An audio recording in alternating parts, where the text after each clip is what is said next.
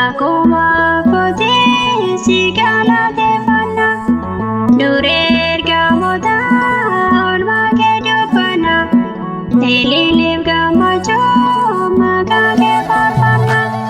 Mikael, Mikael, jenis jiwa mana?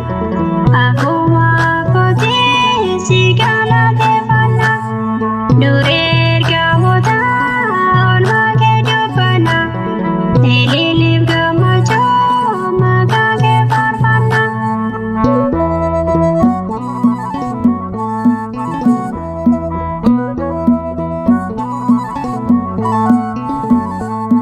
Apa sabahunda gurgondo Mikael, nugar gari ati akasabasrael, pula gofta dura di fama dabbata, ijoollee koo jettee nu jajjabeeffatta.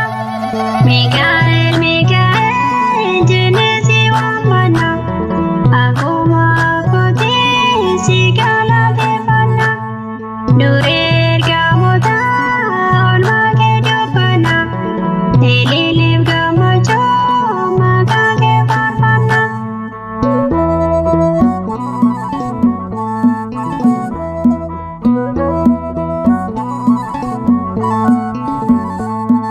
Atinu egadu karabadi tira, si malee hingamnu nuti fira fira, nuti sitti himna keessa gara keenya, furmaata nu kenne yaa abbana keenya.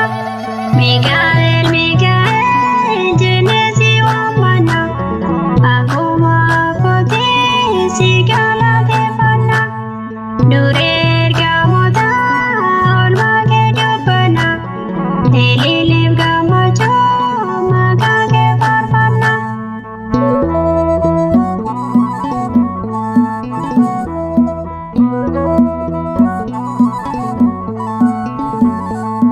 Rajida ujingke himame indumu, olmake gudada hangyana jedhamu, arbeke qabate dina keenya kutte, angoda bilosi olfute gabbute.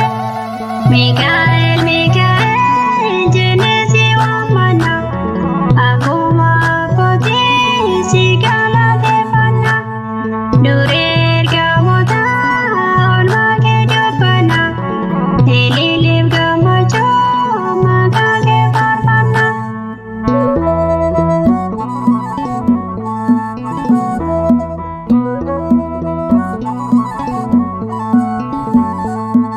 Ergamu tagisan gogoda babda, sitana rukutu kinoni adabda, arbeke qabate dina garukutu, mormarra ejechu dina gan salbiftu. Mikael.